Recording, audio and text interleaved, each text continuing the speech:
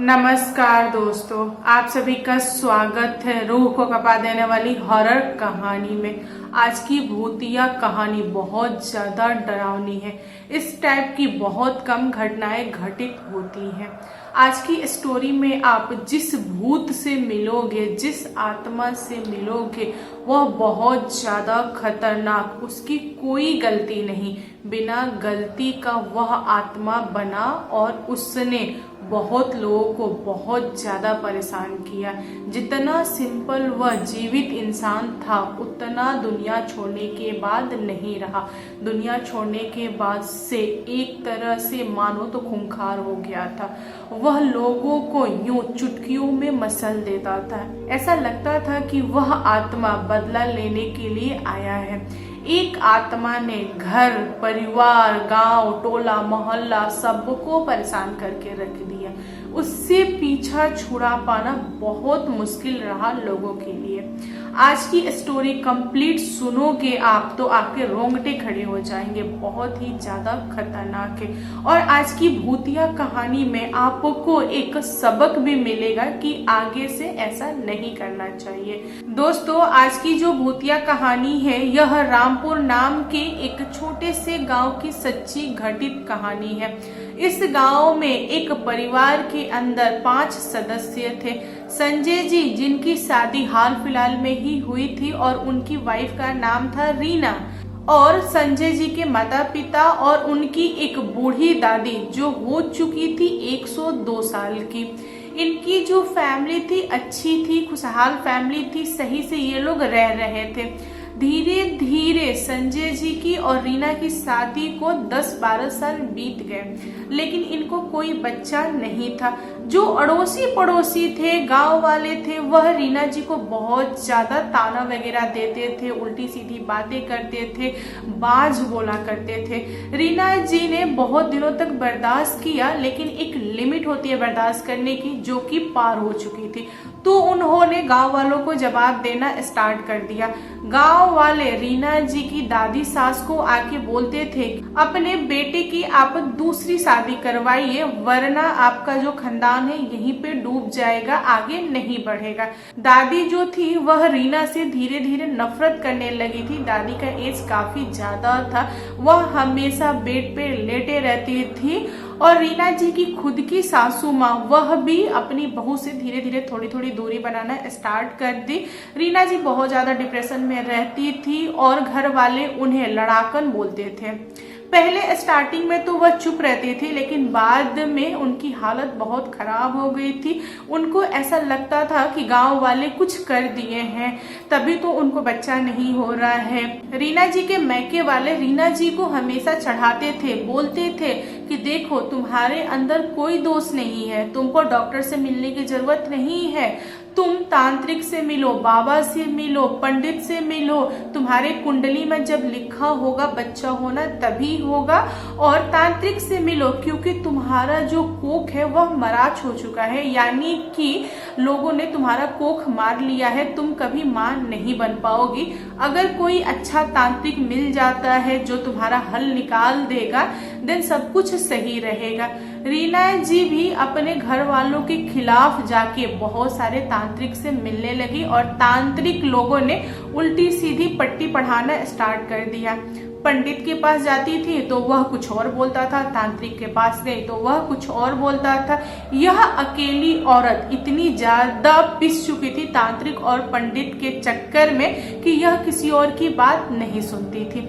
धीरे धीरे समय निकला, जो घर की बुढ़िया दादी थी वह दुनिया छोड़ चुकी थी। अब घर में 4 लोग थे और रीना जी की सासू माँ बोलती थी रीना को कि मैं अपने बेटे की दूसरी शादी कर देती हूँ, तुम भी रहो इस घर में, कोई प्रॉब्लम नहीं है, आखिर हमें वारिस चाहिए। तुम्हारी शादी को पूरे 20 साल हो चुके हैं लेकिन तुमको बच्चा नहीं हो रहा है, कब तक हम लोग रुके, हम लोग की क्या गलती है। लेकिन रीना जी घर वालों के खिलाफ जाके बोली कि खबरदार किसी ने मेरे पति की शादी कराई, मैं ही रहूंगी और बच्चा होगा, मुझे पता है बच्चा होगा, आप लोग थोड़ा धैर्य रखिए। रीना जी को इस बात का विश्वास था, जैसा उन्होंने सोचा ठीक वैसा ही हुआ। साल भर के अंदर ही उनको गुड न्यूज मिला और उनको एक बहुत ही प्यारी बेटी हुई। घर वाले बहुत ज्यादा खुश थे और बेटी का नाम रखाया शकुंतला। शकुंतला बचपन से ही बहुत ही अच्छी थी, पढ़ाई लिखाई वगैरह में और काम काज वगैरह में भी अच्छी थी, लेकिन उसका जो शरीर था वह उतना स्वस्थ नहीं रहता था। उसको ना कुछ कुछ समय पे कुछ कुछ होता रहता था, जैसे कि सर्दी जुकाम हो गया, कभी फीवर आ गया, कभी कुछ ऐसा करके। तो रीना जी को लगता था कि उनकी बेटी को किसी ने जादू टोना वगैरह कर दिया है। इसी चक्कर में वह अपनी पड़ोसियों से लड़ जाती थी, बोलती थी कि तुम ही लोगों ने जादू टोना वगैरह किया है। अपनी बेटी को लेकर तांत्रिक के पीछे भागा करती थी। धीरे धीरे समय बीता और जो शकुंतला थी वह 19 साल की हो गई थी। बहुत ही ज्यादा खूबसूरत थी, पढ़ी लिखी थी, समझदार थी। शकुंतला अपनी माँ को हमेशा समझाती थी और बोलती थी कि देखो माँ, तांत्रिक वगैरह कुछ नहीं होता, मत जाया करो, वे लोग अच्छे नहीं होते हैं। कभी उनका दिमाग घूम गया तो वह उल्टा भूत प्रेत तुम्हारे पीछे लगा देंगे, यह सब ठीक नहीं है। लेकिन शकुंतला की बात तो उसकी माँ ने कभी भी नहीं सुनी, कभी भी नहीं मानी। शकुंतला क्या करे, माँ जैसा बोलती थी वैसा वह करती थी। इधर शकुंतला की दादा दादी भी बूढ़े हो चुके थे और शकुंतला के पापा की और माँ की जमती नहीं थी, इसीलिए यह एक दूसरे के मैटर में टांग नहीं अड़ाते थे। घर वाले एक टाइम के बाद से थक गए और उन लोगों ने छोड़ दिया कि बहू को जो करना हो करे, हमें कुछ लेना देना नहीं है। दोस्तों, शकुंतला की एज हो गई थी शादी के लायक और उसकी माँ चाहती थी उसकी शादी अच्छे घर में करने के लिए। बहुत सारे रिश्ते आए भी, इन्होंने सेट किया, लेकिन कुछ समय बाद उनके शादी का रिश्ता कट जा रहा था। इसीलिए रीना जी को लगा कि उनके पड़ोसी जो है ना वह बहुत जल रहे हैं, उन्होंने ही रिश्ता काटा है, तो क्यों ना मैं तांत्रिक से दिखाऊं और पूछूं कि क्या प्रॉब्लम है, क्यों रिश्ता नहीं हो रहा है। तो वह एक जानकार तांत्रिक के पास गई। जो तांत्रिक था वह यंग था, मतलब 40 के आसपास का था। तांत्रिक जो था वह एक नंबर का दुष्ट था, उसकी नीयत खराब थी। उसने जैसे ही शकुंतला को देखा तो वह मोहित हो गया। तांत्रिक ने प्लान किया शकुंतला को पाने के लिए, जो कि उसकी माँ के सामने संभव नहीं था।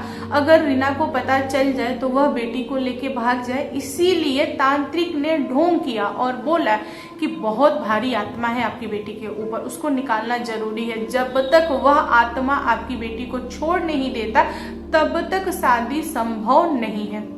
अब रीना जी पूछ रही है कि किस टाइप का आत्मा है, आखिर क्यों आया, कहाँ से आया, मेरी बेटी ने क्या किया। मेरी बेटी तो घर में रहती है, मैं कभी भी अपनी बेटी को घर से बाहर नहीं निकालती, ना ही किसी के सामने यह जाती है। मुझे डर होता है कि मेरी बेटी को कोई देख लेगा तो जादू टोना वगैरह कर देगा। यहाँ पर रीना जी का जो डर था वह उभर के आया। तांत्रिक ने रीना जी को अपने जाल में फंसाया और बोला कि आपकी बेटी के ऊपर बहुत भारी जिन है, और आप तो जानती हैं अगर एक बार जिन आ गया इसका मतलब होता है कि वह उसको अपनी वाइफ मान लेता है और उसी के साथ रहता है, इसका कोई हल नहीं है। अभी जो जिन है वह थोड़ा शांत है, अगर आप बोलिएगा तो मैं उससे आपकी बेटी के शरीर से निकाल दूंगा, लेकिन इसके बदले में मुझे कुछ पैसे चाहिए। रीना जी ने तांत्रिक को बहुत सारे पैसे दिए और बोली कि प्लीज मेरी बेटी के शरीर से हटाइए। तब उस तांत्रिक ने एक गिलास पानी में कुछ लवंग डालकर उस लड़की को पिला दिया। शकुंतला जैसे ही पानी पी उसका सर भारी हो गया, सर घूमने लगा। इसके बाद तांत्रिक ने माँ बेटी दोनों को छोड़ दिया और बोला कि ठीक है आप लोग घर जाइए, जो भी आत्मा था आपकी बेटी के ऊपर वह निकल गया है, इसीलिए आपकी बेटी को थोड़ा सा बॉडी पेन वगैरह होगा, सर्वर दुखेगा, तो इसमें घबराने की जरूरत नहीं है। रीना जी अपनी बेटी को घर पे लेके आई और घर पे दोनों लोगों ने खाना वाना खाया और अपने अपने कमरे में जाके सो गए। दोस्तों, सुबह होते ही रीना जी भाग के गई शकुंतला के कमरे में, तो उन्होंने अपनी बेटी को देखा, वो भी नॉर्मल कंडीशन में, तब जाके उनको छाती को थोड़ी सी ठंडक मिली। उस दिन के बाद से रीना जी ने अपनी बेटी के लिए रिश्ते देखने स्टार्ट कर दिए। रिश्ते उनको बहुत सारे मिल रहे थे जो कि काफी अच्छे थे, लेकिन उनके मन को शांति नहीं मिल रहा था। वह और भी अच्छा रिश्ता देखना चाह रही थी क्योंकि उनकी इकलौती बेटी थी और उनको बहुत ज्यादा प्यार था अपनी बेटी से, इस प्रोसेस में 3 से 4 महीने बीत चुके थे। इधर एक दिन शकुंतला को बहुत ज्यादा उल्टी होने लगी। शकुंतला की माँ बहुत ज्यादा डर गई कि बेटी की तबीयत कैसे खराब हो गई, क्या हो गया, कहीं फिर से तो लेके नहीं भागना पड़ेगा ना तांत्रिक के पास। उन्होंने अपनी बेटी की थोड़ी मोड़ी देखरेख की, तब जाके उनको पता चला कि उनकी बेटी प्रेग्नेंट है। अब इनका माथा ठनक गया, वह डर गई। वह अपने पति को कुछ नहीं बोल रही, घर वालों को भी कुछ नहीं बता रही, सिर्फ और सिर्फ अपनी बेटी से सवाल कर रही है कि बता किसका बच्चा है, कहाँ से आया, तू कहाँ गई थी, कैसे बच्चा हो गया। अब शकुंतला को कुछ पता नहीं। वह बोल रही है कि माँ मुझे नहीं पता, मैं घर में ही रहती हूँ, मैं तो कहीं जाती भी नहीं, यह कैसे हुआ मुझे सच में नहीं पता। यहाँ पर रीना जी बहुत ज्यादा घबराई हुई हैं। तभी उनको अचानक से याद आया कहीं जिन का तो बच्चा नहीं ना, तांत्रिक ने मेरी बेटी के शरीर से जिन निकाल दिया था। हो सके कहीं दोबारा जिन आ गया हो और मेरी बेटी के साथ रहा हो तो बच्चा रह गया हो, ऐसा हो सकता है। फिर वह भागी तांत्रिक के पास जिस तांत्रिक ने जिन निकाला था। दोस्तों जैसे ही तांत्रिक को पता चला कि शकुंतला प्रेग्नेंट है, वह बहुत ज्यादा घबरा गया, पसीने पसीने हो गया, उसको समझ नहीं रहा था कि वह क्या बोले।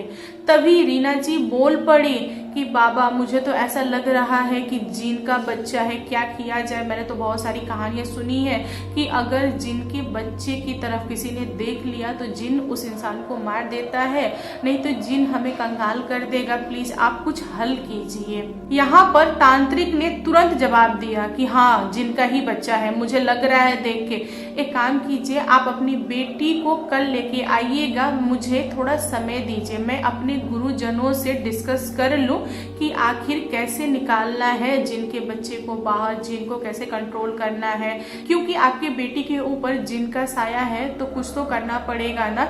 यहाँ पर रीना जी अपनी बेटी को लेती हैं, घर पे आती हैं और अपनी बेटी को बोल देती हैं कि तू घर से बाहर कभी भी नहीं निकलेगी, तू अपने दोस्तों से भी मिलने नहीं जाएगी, अपने कमरे में पैक रहेगी।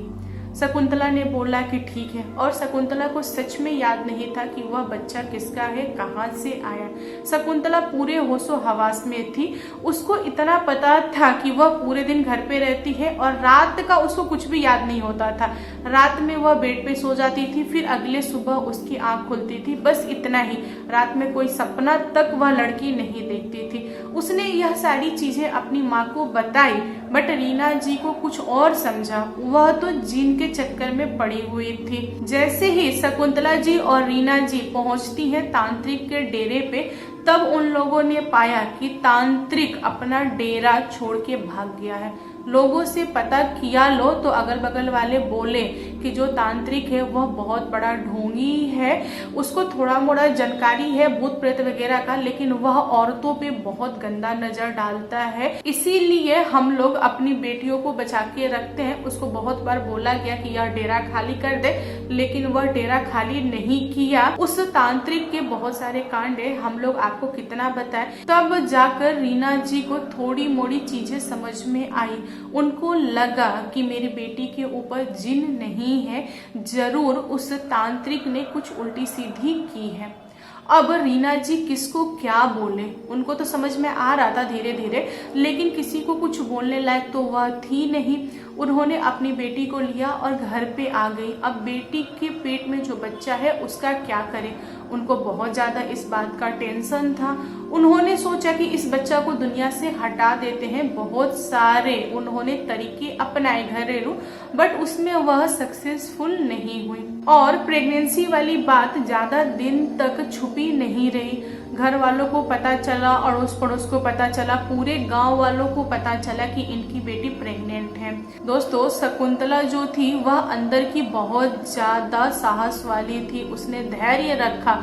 उसने सोचा कि चाहे जो कुछ भी हो जाए, दुनिया कुछ भी बोले, समाज कुछ भी बोले, सब चलेगा, घर वाले ही मेरे खिलाफ क्यों ना हो जाए ये भी चलेगा, लेकिन मैं इस बच्चे को जन्म दूंगी, क्योंकि इसका कोई दोष नहीं है। माना कि मुझे नहीं पता है इसका पिता कौन है, लेकिन इस बच्चे की क्या गलती, क्यों इसे मारना, मेरी माँ बहुत बार कोशिश की इसे हटाने के लिए, लेकिन फिर भी यह नहीं हटा। इसका मतलब है कि इसे दुनिया में आना है और मैं जन्म दूंगी। शकुंतला अपनी दादी, बाबा, मम्मी, पापा सबसे लड़ गई और बोली कि मैं दुनिया के किसी भी कोने में रह लूंगी, लेकिन इसे जन्म दूंगी। शकुंतला हर रोज एक लड़ाई लड़ती थी अपने घर में बच्ची को जन्म देने के लिए। धीरे धीरे समय बीता और शकुंतला की नॉर्मल डिलीवरी हुई। घर वाले नाराज थे, इसीलिए उस पर ज्यादा ध्यान नहीं दिए। बच्चा को जन्म देने के बाद से शकुंतला को बहुत तेज की प्यास लगी थी। वह चिल्ला रही थी कि मुझे पानी दे दो, पानी दे दो, लेकिन कोई भी उसके पास नहीं जा रहा था। बेचारी को प्यास लगा था, काफी समय तक वैसे ही पड़ी रही। धीरे धीरे उसका दम टूट गया। बेचारी प्यासी दुनिया छोड़ दी। जो बच्चा था वह काय काय कर रहा था। शकुंतला की दादी को मोह आ गया। उन्होंने गेट खोला तो उन्होंने पाया कि बच्चा पड़ा हुआ है, तो उन्होंने उस बच्चे को उठाया और प्यार दुलार वगैरह किया। उन्होंने रीना को बोला कि देखो रीना, जो भी हुआ वो हुआ, अब तो अपनी बेटी नहीं रही, अब यही बच्चा है, इसी को पालेंगे पोसेंगे। भूल जाओ दुनिया क्या कह रही है, समाज क्या कह रही है, इस बच्चे की क्या गलती है, इसको रखो, यह निर्दोष है। तुम तो अपनी बेटी खो चुकी हो, एटलीस्ट इसे तो रख लो, तुम्हारी बेटी का खून है। रीना जी एक शब्द नहीं बोल रही हैं। रीना जी को अपनी गलती का एहसास था। उनको पता था कि उन्होंने क्या गलती की है, फिर भी रीना जी को एक गुत्थी समझ में नहीं आ रही थी कि मेरी बेटी दिन में भी घर पे थी, रात में भी घर पे थी, वह प्रेग्नेंट हुई तो हुई कैसे, घर में कोई आया नहीं। अगर तांत्रिक भागा है अपना डेरा छोड़ के, इसका मतलब है कि तांत्रिक का ही बच्चा है, यह तो कंफर्म है। लेकिन इन दोनों के साथ संबंध कैसे बने, कहाँ बने, उनको यह समझ में नहीं आ रहा था। उन्होंने इस बात को अपने दिल में दाब के रखा हुआ था। फिर होना क्या था, घर वाले शकुंतला की बॉडी को लिए और जैसे अंतिम संस्कार होता है वैसा उन लोगों ने अंतिम संस्कार किया। दोस्तों, अंतिम संस्कार के टाइम पे 12 से 13 दिन का समय लगता है। इस बीच सुबह और शाम को घंट में पानी दिया जाता है। घंट का मतलब होता है एक मटका सा बना रहता है जिसको कहीं पे टांग दिया जाता है सुनसान जगह पे। वहां पर जाकर घर वाले पानी देते हैं, उस आत्मा को पानी देते हैं।